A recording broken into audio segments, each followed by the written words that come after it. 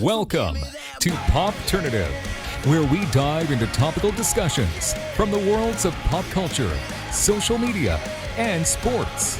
Here is your host, Peter Remoliotis, aka PD Beats. Hello and welcome to the Popternative podcast, the podcast where we have digital discussions from the worlds of TV, film, music, pop culture, sports, everything really, depending on the guest. We talk about it all. As always, I'm your host, Peter Remoliotis. On Twitter, you know me as PD Beats, and my guest is an actor who stars in Apple TV's Dickinson. We are with Samuel Farnsworth. Samuel, welcome to Popternative, man. Hey, thank you for having me, Peter. Absolutely. Well, you know what? Before we started kind of the preamble, you know, you've never done kind of a show like this before, and I like hearing about that because we want to make sure Popternative is unique and fresh. Yeah, absolutely. Like from the ground up. Yeah, I'd never done anything. I've never even done anything like this before, so this is all very exciting and new. Absolutely. You know, whether you're an actor, a musician, a writer, you're all storytellers. When did Samuel Farnsworth decide that he wanted to be a storyteller? You know, that's a great question. I feel like that's a great way to put it too. Like, I feel like I decided I want to be a storyteller before I wanted to be an actor or anything else. And I think for me, it was kind of, I'm from down south in like the Carolinas, and I had some great parents and some great neighbors, and basically they would like congregate on the back porch and they would just tell stories. But the funny thing is they'd tell the same stories kind of over and over again, and they would get kind of more refined and more detailed and more specific. And I loved it as a kid. Like sometimes I didn't even want to go play with the other kids. You know what I mean? I just want to hang out with the adults and hear them tell these stories. And I don't know, I just like took a liking to it and wanted to tell my own, and then kind of gotten into theater and things. And I guess that was kind of like a direct connection. I mean, theater is where you guys learn your craft. Yeah. And for me, man, like I had only done theater before this. Like I just came from a place with like a lot of great community theater, stuff like that, and then did like a lot of different, you know, training programs, acting school. So yeah, transitioning to this film TV thing was kind of a big learning lesson. But I'm so thankful for the theater training. I don't think I could have be doing what I'm doing now without it, you know. Absolutely. This transition to, you know, the TV and film involves you starring in a show called Dickinson, which is on Apple TV, and it's exciting time, man, with all the streaming services. I mean, Apple TV didn't waste time. Like, they came out with some good content. I know, right? I think to play ball, they had to come up with some of these like incredible scripts and incredible talents, because they're calling it like the streaming wars now, apparently. Dude, but look at Amazon, look at Netflix. It's nuts, man. Dude, it's wild. And it you know, it's funny, like it's almost like there's so much. What do you watch? But what I got to say that I do like about it is because everybody has, you know, there's of course ups and downs, but I think it's just raised the standard for TV. 100%. Like I feel like now half the stuff I'm watching, just the liberties they can take, the different like run times, the content, the way of telling the story has just gotten like so good and so competitive. So I guess like maybe it's a good thing after all. But there's just so many good shows. Absolutely. Talk a little bit about Dickinson, and talk a little bit for my viewers who don't know about Dickinson. Talk a little bit about your character on the show as well. Yeah, so Dickinson, super cool show. Highly recommend it. No, it really is kind of a special project. It's based around Emily Dickinson, the poet who you probably studied in like the 8th grade or whatnot. But of course, it's a really cool thing. I feel like it's basically a period piece with a contemporary flair and tale to it. So I think that makes it more accessible, because it's kind of like when I explain to people in essence what it kind of is I like to say Hamilton, because everybody knows Hamilton, and it's like a very old story but told with new voices. Yep. And I think that's kind of what we're trying to do on the show as well. It's taking a lot of historical stuff, but instead of just letting Emily Dickinson be this, really removed character who nothing really happens, the writer-creator Elena, who's phenomenal, she really went into those poems and kind of took the contemporary experiences or just the feelings and stuff that we have today, and now with all this change and progress that like Emily Dickinson, the life she could have lived and stuff, and it heavily revolves around like she had like a romantic relationship with her best friend Sue Gilbert, who actually ended up marrying her brother. So it's kind of like a crazy love triangle as well. But it's nice. It's just each episode is kind of influenced by one of Emily Dickinson's poems. And what about your character? Tell us a little bit about your character. I play George Gould. I love the guy. He's incredible. He's basically one of Emily Dickinson's really good friends, and he's a historically real person. And that must be pretty cool too, from the kind of preparing for the role. I mean, you can kind of do research a little bit. Yeah, for sure. Yeah, and that I think that's kind of the best of both worlds with our show. Is honestly a lot of people who don't know that much about Emily Dickinson will watch our show and be like, oh, that can't be real, or that can't be, that couldn't have happened. Like there's like this great moment with like Thoreau, who lived on Walden Pond, Henry David Thoreau. And his mom is doing his laundry, and people are like, haha, very funny. Or like there's the scene where Austin Dickinson is like digging up a dead baby. And people don't think that's real, but actually there's more historically accurate stuff than you would think. So I think that really gives the show a great shape. But for my character, George Gould, there's not a ton known about the actual guy, but he's one of Emily Dickinson's really great friends. She wrote poems about him. And basically they had a somewhat romantic relationship. But the way it kind of plays out in the show is he just unconditionally is obsessed and in love with her so strongly. And she really doesn't have much to do with it. She's not too into it. But in a way, what I really like about him is he is just the biggest fan of her work. From the first episode, he's trying to get her poem in the school newspaper because he's the editor. And he's just very passionate about what she does, and not only loves her for her, but for her work, and is one of the first people to really support her. Talk a little bit about the reception of the show so far from your end, and what are your family and friends saying about everything? Yeah, well, that's crazy, man. Like, doing a show that you were so passionate about. And I feel lucky because I feel like it was a really cool project, and Apple's, of course, a really cool like company and whatnot, but it's been amazing. When it came out, it was really quite surreal.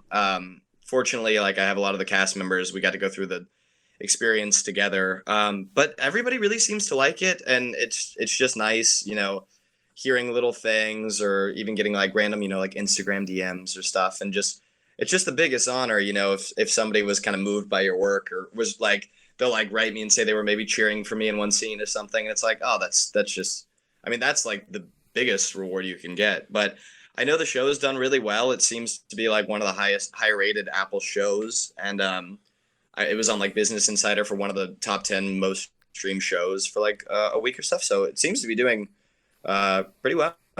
You mentioned it when I asked you kind of about storytelling. You transition from, theater into, TV, film acting. And one could make an argument that Dickinson is like one of Samuel Farnsworth's like breakout role. You know what I mean? It's kind of like your first taste of everything. How's that taste been so far? Dude, so wonderful. And I just have to reiterate, I got so lucky. I went to this wonderful school called North Carolina School of the Arts. And I moved up to New York, and in my first week, got to audition for the show Dickinson, and then fortunately got to work on it. Got to meet with the land of the creator, and basically started within that first month. Mm-hmm. But it's just wild, man. When you're working with Haley Steinfeld, who's one of the youngest Oscar-nominated people, and Jane Krakowski, John Mulaney, huge fan, Wiz Khalifa, like these people, it's just like such an A-list cast that like. What a crazy way to start, I didn't see when I saw the trailer and like Wiz was involved. I was kind of like, wow, like sick. Let's go. Okay, cool. This is good. Yeah. Yeah, man. And I think it just adds to the whole story. It's like and he plays death, which is like personified in a lot of our poetry. It's a big part of it or whatever. And they just needed like the most badass guy they could find to play this role, and they're like, we got to get Wiz Khalifa. What do you think? Yeah. But what do you think also has been kind of I really like that you mentioned kind of the streaming wars, because now it's kind of like, I feel like you mentioned it, the bar is like the bar set so high, and when these shows get put out, it's like they're coming in full force. You know what I mean? There's a lot of promotion behind them, and it's exactly. Like it's not stopping. You know what I mean? But then everyone involved with the show is like part of this like nonstop train. You know what I mean? It kind of reminds me of like Speed of Keanu Reeves a little bit. You know what I mean? Yeah, right. For sure. Yeah, it's crazy, man. Like, and I feel like, especially now, like auditioning again, there's like a new one every day. You're like, what is this streaming service? It's crazy. But I guess it's just the natural progression, and it's just an exciting time for like these companies to like put these resources into these shows. And I think like a lot of great stuff is going to come out. You just got to remember like to know what to watch. Any project that someone tackles, whether it's a school project, whether it's, I always like to use the word project as like, part of life, you know what I mean? Project in terms of, growing up, or, project in terms of, moving in, moving out, that type of stuff, work, school, what were some, there's always going to be learning experiences on projects, you know what I mean? I feel like like life is a project, essentially. What were some kind of learning experiences for you with Dickinson specifically, Samuel? Dude, that's a great question. And it was so crazy for me because I was coming out of a school where I was just learning, and I was like, oh my God, I'm a little afraid I'm going to stop learning, or shouldn't I know now, or whatever.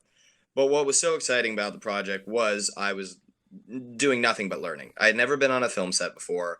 I didn't, really know like what a DP was, what the PAs did, what all these different departments and stuff. And it was like, and just watching this piece, you walk in, you see 3 cameras and like a crane, and I'm like, whoa, this is just, overwhelming. But I was fortunate to have like a lot of great people, like David Gordon Green. He was one of the first directors and producers. He did like Pineapple Express and the new Halloween movie and these other great movies like George Washington and stuff.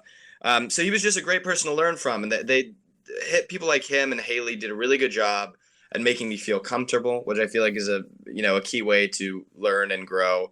But just some like specifics. God, I learned so much from Haley. She's so talented and so giving and so cool.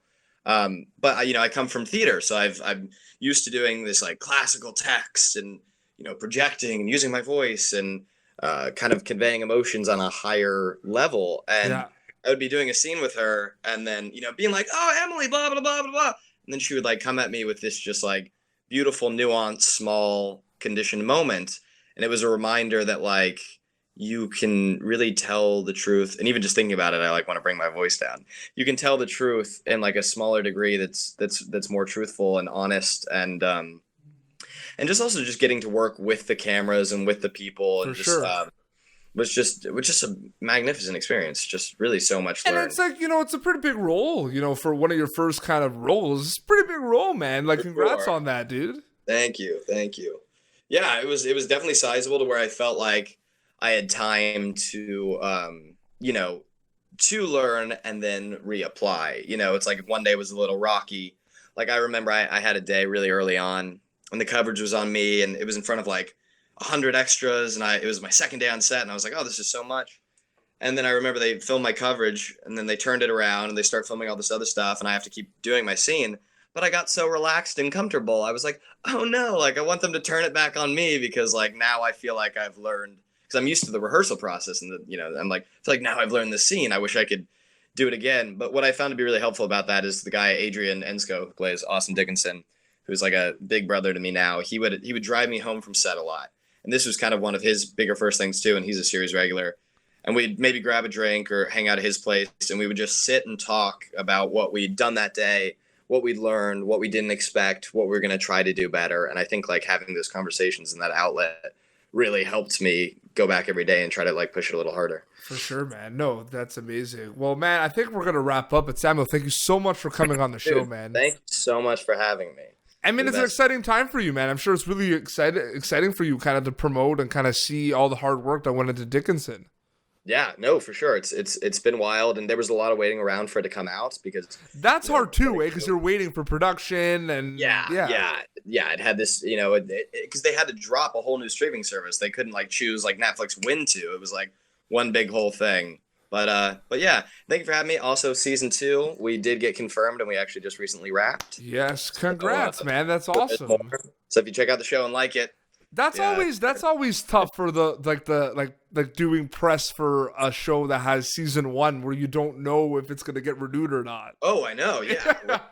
I mean, we were filming season 2 before season 1 was released, and that was kind of a odd feeling, but still exciting. Clearly they believed in the show, and I hope other people do too. Where could people follow you on social media to keep up to date? They can follow Instagram, man. My sister's like running it for me. She says I don't do a great job, but it's like Samuel Farnsworth _ follow me or reach out with any questions. Amazing. Well, thank you so much for coming on the show. I wish you all the best, and congrats so far with the success with Dickinson, man. Thank you, Peter. Thank you so much. No problem. Well, this has been Popternative, youtube.com/Popternative for previous episodes. And until next time, this is Samuel Farnsworth and PD Beats signing off. Nice.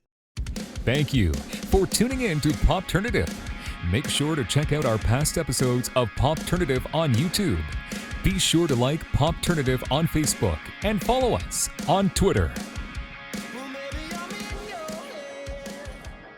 This has been an Autograph Communications production.